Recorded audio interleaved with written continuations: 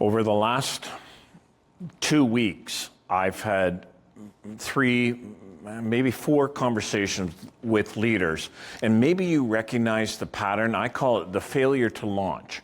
And what's happening is there's all kinds of energy and time spent on plans and schedules and checklists and priorities and all the other pieces, but there's no follow through. Nothing actually happens. And one of the things that I just want to do to illustrate this is a really simple, this is the critical moment response. This is how change and growth and crises get handled. And what happens is it tilts towards an accountability culture, and I call that the P culture: productivity, performance, protocols, policies, procedures, and let's not forget the beloved paperwork. Or the value culture, and the value culture is actually the very culture, because values that are encouraged allow responsibility for people to take the initiative. And what's happening with action plans and all the other things is the initiative isn't there. And there's a really simple premise for what's happening. I would rather you think me lazy than you think me incompetent. So please, first things first, and probably 2 of the people I was speaking with all did the performance improvement plans, and PIPs are called, and started doing all those things, but it still didn't change. And what happens is 2 things start to come out. Number 1, how motivated are people to really do this? And the second part of that, I think, is less complicated. They don't understand what the desired outcome is. They don't understand the real motivation behind all the action plan. And nobody's going to disagree with schedules. Nobody's going to disagree with action plans. That's foolishness. That's like New Year's resolutions. We all agree that we should make commitments and resolutions, but the problem is making a commitment and keeping it. So what actually starts to happen is a really interesting process, and it's Groundhog Day. So there's an event, we need to change something. There's an awareness, we should change it, and we make a decision to change it. This process is really simple, but what happens is, so every 2 to 5 years, this cycle happens. So an organization, well, we need to strengthen our leadership. We're awareness, we need to do something about it. So we bring in a program. In 2 to 5 years, we're doing a different program because nothing has been executed on that leadership piece. The only way off of this treadmill, and by the way, I speak as a consultant, so I am not criticizing anybody. This is where the money is. Because selling training over and over every 2 to 5 years, nothing has to change because we're just doing, now the names and the titles are going to change, but everything else is really the same. This is that self-help. This is that Groundhog Day. This is that treadmill. Or as one leader said, I am so busy dealing with brush fires and issues and crises, I'm not getting to the big stuff. The only way off that treadmill is to move from a decision to a commitment. And this right here is the difference between the accountability culture, because that's productivity, protocol, performance, etc. This is the values anchored culture, because the commitment is to what does success mean for you in your organization? What does real success look like? What does it mean for your leaders to thrive? What does it mean for people to have a workplace where they want to work? What does it mean, as Jim Collins said it in Good to Great, what does it mean for them to fit and flourish? And the problem, the challenge of this is a really simple process called developmental learning. So we learn something, and then we plateau, and then performance declines. And then we learn and grow and plateau. But what happens is in these valleys of chaos, where the old ways are no longer working and the new ways haven't taken root yet, how those critical moments get handled will tilt towards grow forward or tilt towards that event awareness decision cycle, that groundhog, oh, we've done that program before, oh, we've done that training before, oh, we've done those. Yeah, because the values weren't established, the motivation behind it, which is what values are, the real motivation. The only way through these valleys of chaos is to have the motivation, the long-term motivation. Hence the term evaluate. And growth requires a commitment to long-term success. This doesn't require a commitment. This is just a decision that, oh yeah, no, that's a good idea, I should do that. This is your New Year's resolution every year. And there are 4 ways, simple but not easy, for this to happen. The simple but not easy are the 4 A's. So aim. What does success mean for you and your organization? What's your desired focus? What does success mean? And then, so aim, align is the last one. And what we're talking about with align is we're talking about once you get things going, the joke I use is not even God can steer a ship that won't let go of the harbor. But you can't align people and performance in those things until you're actually moving somewhere. And so once you aim it, then you have to anchor it into your values. You have to look at your real why behind doing this. What's your motivation for doing this? What's the real purpose here? And there's always 2 sets of values, right? The ones on the website, the ones in the brochure, and the ones that everybody operates by. If you are going to grow forward, if you are going to achieve real success, you have to make sure that the values that are motivating this growth are your real ones, not words on a website. And then the last one is obviously act. Do something.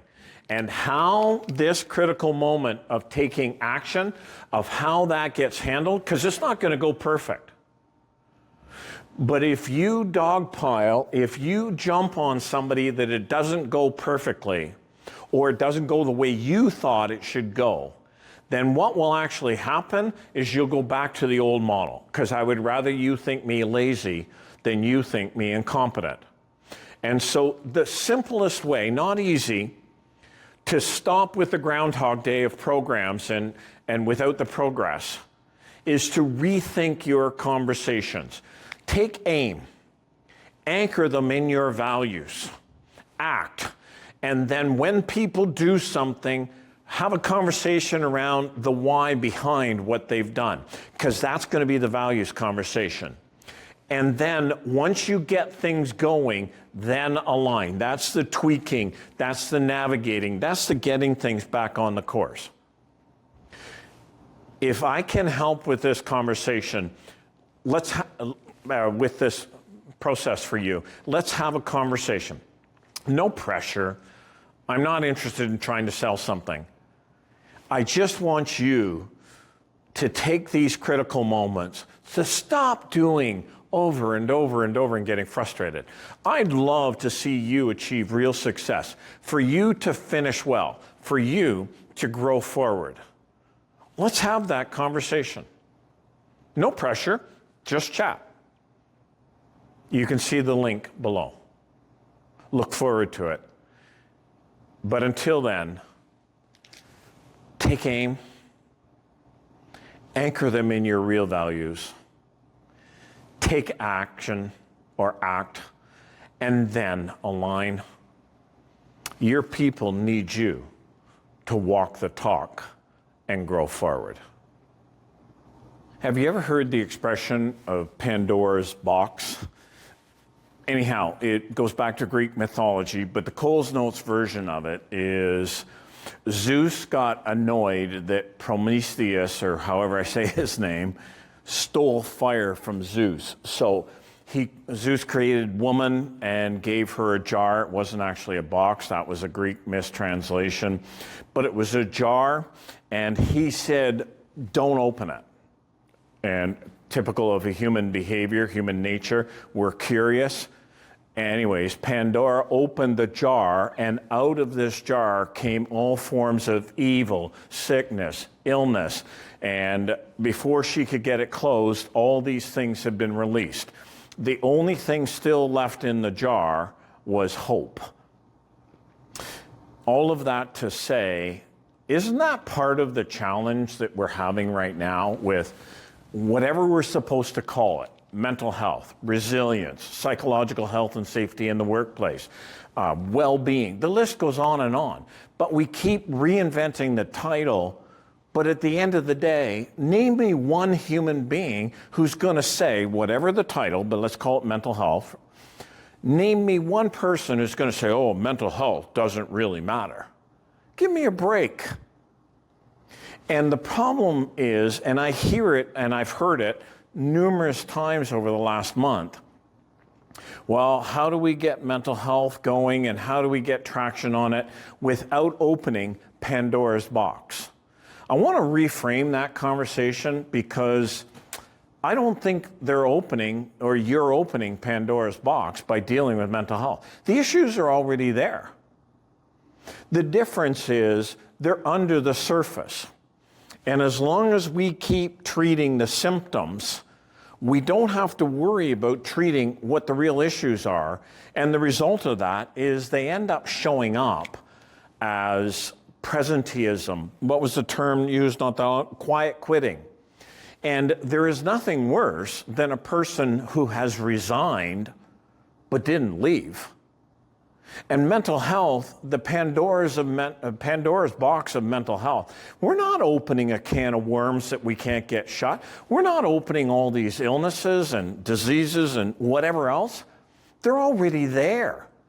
The difference is, and by the way, the costs of them already there are already on your financial line. So if you go back to your high school, picture an iceberg, okay? There's the visible part of the surface of the iceberg, and then I can't remember what the high school was, but 80 to 90% of the iceberg is beneath the surface.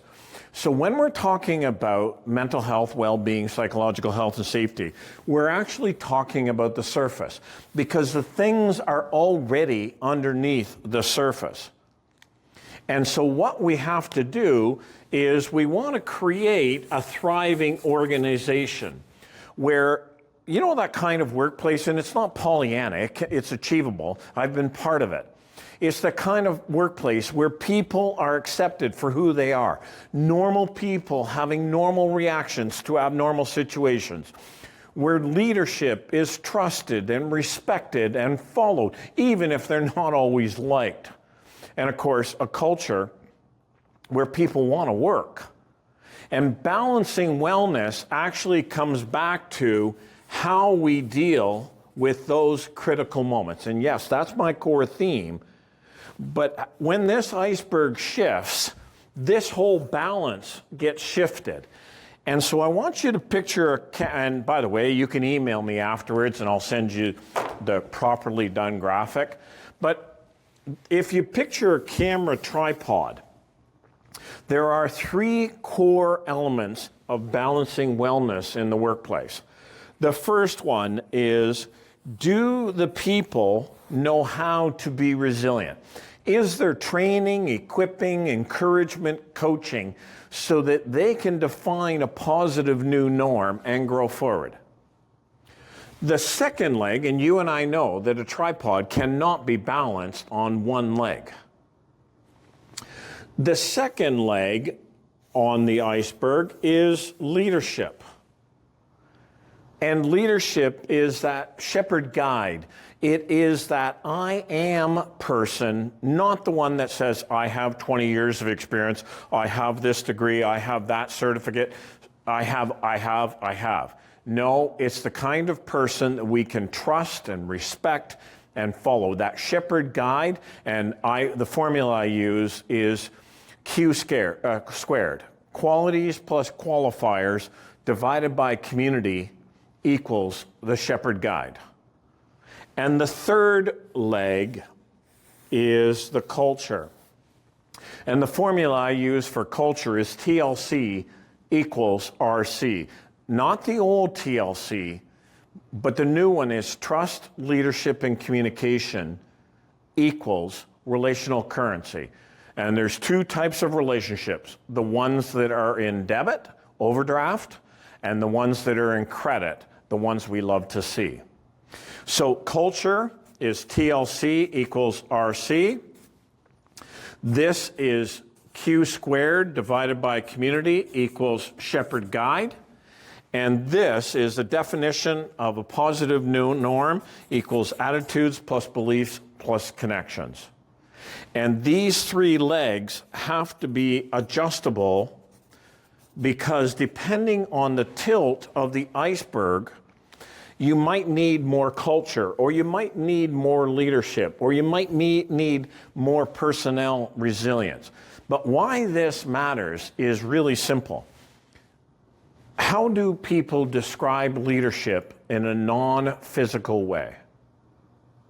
Culture is who you are without words.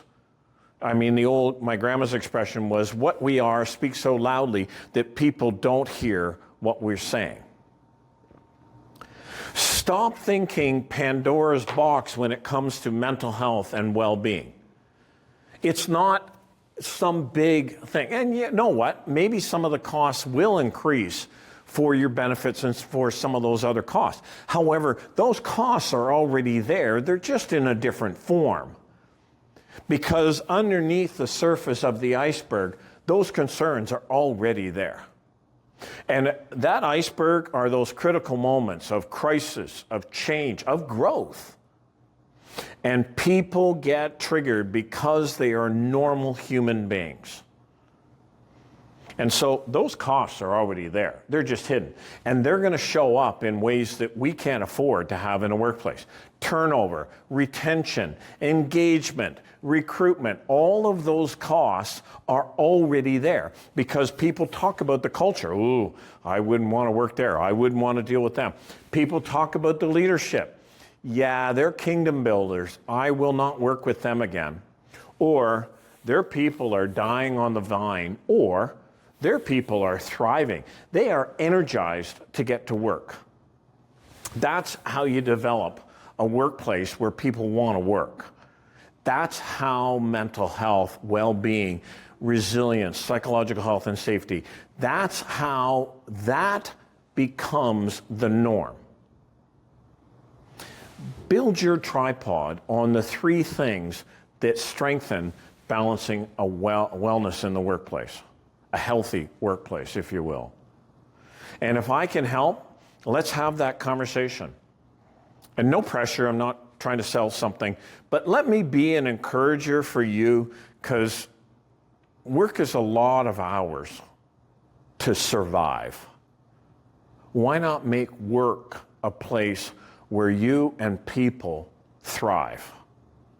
Love to have that conversation, and like I said, if you want to have a proper animated or JPEG version of the tripod, let me know. Just shoot me an email and I'll send it over to you. But I would love to have a conversation, because over and over I see organizations treating symptoms and hoping to get wellness in the workplace, and it's not going to work. You've got to balance it with the other elements of a healthy workplace. Either way, go forward, finish well, because this stuff is rooted in values, revealed in pressure.